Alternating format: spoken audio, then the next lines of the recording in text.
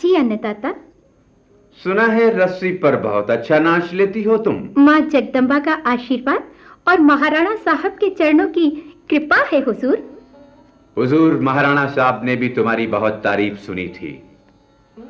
तुम्हें देखकर बहुत खुशी होती उन्हें भी, लेकिन आज हुजूर की तबीयत कुछ नासाज है, इसीलिए तुमसे हमें ही बात करनी होगी। मैं हर खिदमत के लिए हाजिर हूँ माई बाप। तुम जानती हो लड़की कि तुम्हें यहां क्यों बुलाया गया है? एक राजा के दरबार में किसी गरीब लड़की को तभी बुलाया जाता है हुजूर, जब उसे कुछ देना होता है। वो इनाम भी हो सकता है और सजा भी। बहुत समझदार हो। जब इतना जानती हो तो बताओ, तुम्हें यहां इनाम देने के लिए बुलाया है या सजा देने के लिए? आप जो भी बख्शेंगे हुजूर, उसे मैं इनाम ही समझूंगी।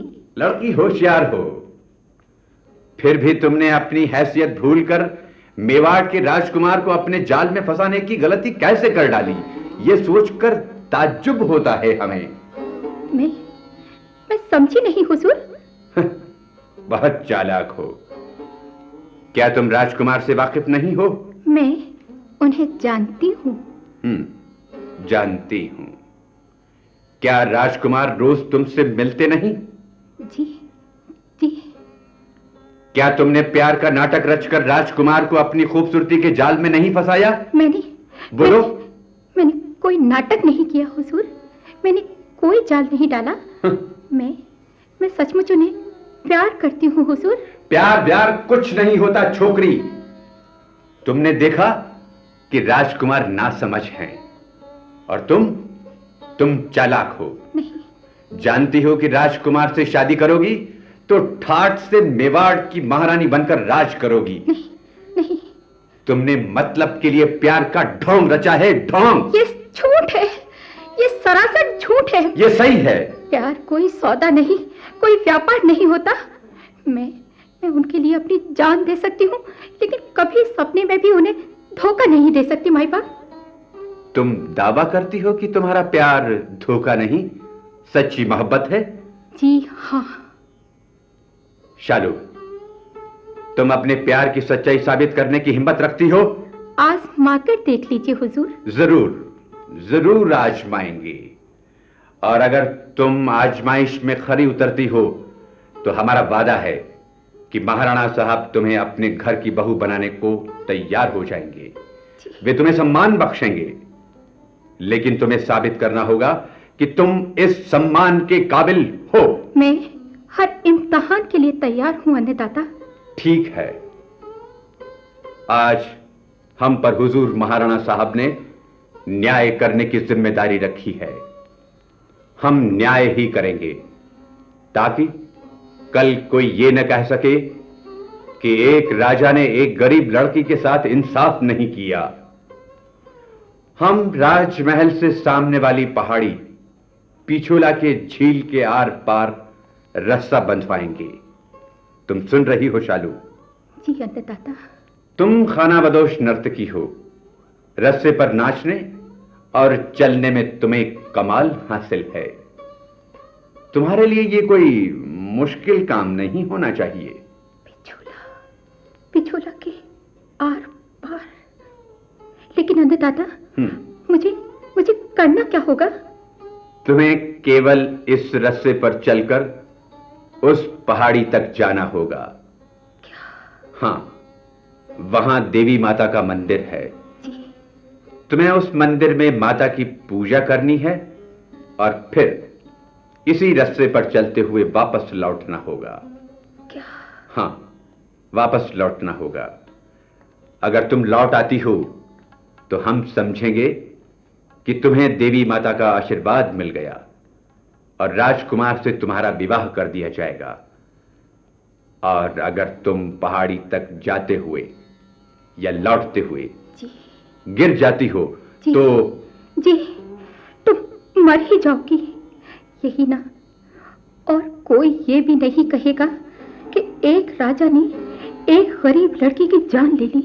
कोई ये भी नहीं पूछेगा कि 10-15 गज लंबी रस्सी पर नाचने वाली लड़की को बिछोला के आर पार बंधे रस्से पर मीलों चलने का हुक्म देना क्या मौत की सजा देना नहीं है? और फिर भी आप इसे न्याय कहते हैं दीवान जी। हम इसे दरबार का फैसला कहते हैं नादान लड़की। लेकिन इतिहास इसे न्याय नहीं कहेगा दीवान जी। फिर भी दीवान जी, मुझे आपका फैसला मंजूर है। कम से कम ये पिछोला झील इस बात की गवाह रहेगी कि शालू अपने प्यार के इम्तिहान से पीछे नहीं हटी।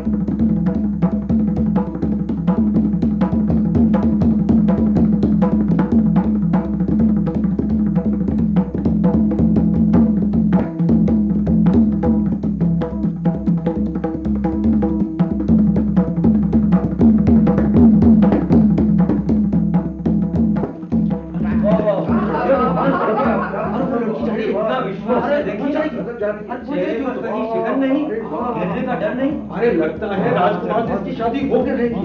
हाँ हाँ हाँ, वो देखो कितना संतुलन।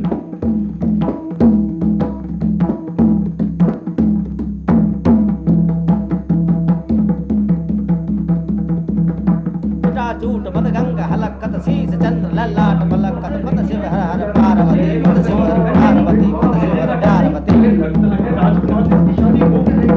हाँ हाँ हाँ, वो देखो।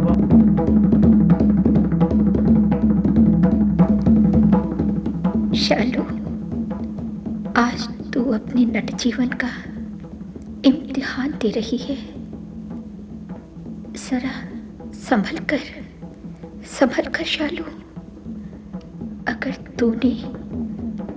तूने राजकुमार से सच्ची मोहब्बत की है तो तुझे आज इस परीक्षा में सफल होना है। शालू, हिम्मत रख शालू, और पहुंच जा पिछोला के उस पार।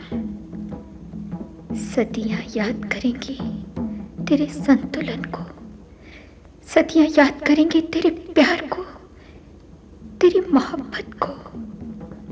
नहीं तो ये बिछोला झील तो गवाह रहेगी कि शालू नाम की नटनी ने मेवाड़ के राजकुमार से मोहब्बत की थी और मर मिटी थी उसके प्यार में।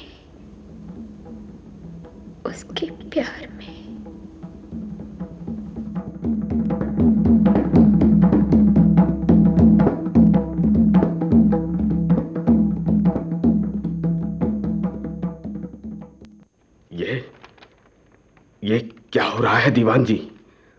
आप तो कहते थे कि नटनी आपकी शर्त पूरी नहीं कर पाएगी। ये तो कमबख्त उस पार पहुंच गई। आप चिंता न करिए हुजूर, वो उस पार ही तो पहुंची है। इस पार लौटना भी है उसे अभी। जो उस पार पहुंच सकती है वो वापस इस पार भी लौट सकती है दीवान जी। फिर क्या हमें उसे बहू बनाना ही पड़ेगा? अन्नदाता, वो वापस नहीं लौटेगी। कैसे नहीं लौटेगी? वो देखो वो वापसी के लिए रवाना हो गई है। अब क्या आप ये रस्सा टूटने की उम्मीद कर रहे हैं? अन्नदाता, रस्सा टूटने की आवश्यकता नहीं पड़ेगी। मैंने अर्ज किया था ना, सांप भी मर जाएगा और लाठी भी नहीं टूटेगी। हैं? हाँ, शालू यहां तक नहीं पहुंच सकेगी अन्नदाता। लेकिन कैसे दीवान जी, कैसे? हम जानना चाहते हैं। अन्नदाता, इस बारे में आपका न जानना ही बेहतर है। दीवान का काम कभी कभी ऐसा होता है जिसे राजा का न जानना ही मुनासिब होता है। कल अगर कोई बुरा कहेगा तो मुझे ही कहेगा हुजूर। अन्नदाता की शान में कोई कुछ भी नहीं कह सकेगा, क्योंकि जो होने वाला है अन्नदाता उसके बारे में कुछ नहीं जानते।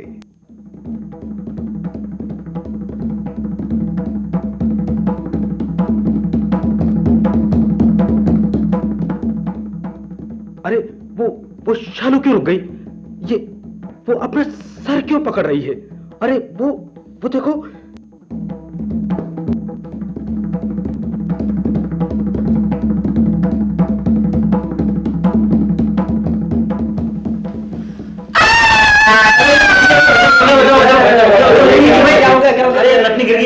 एकदम गिर गई। अच्छी चल रही थी, एकदम से कैसे गिर रही थी? बिल्कुल संतुलन में गई।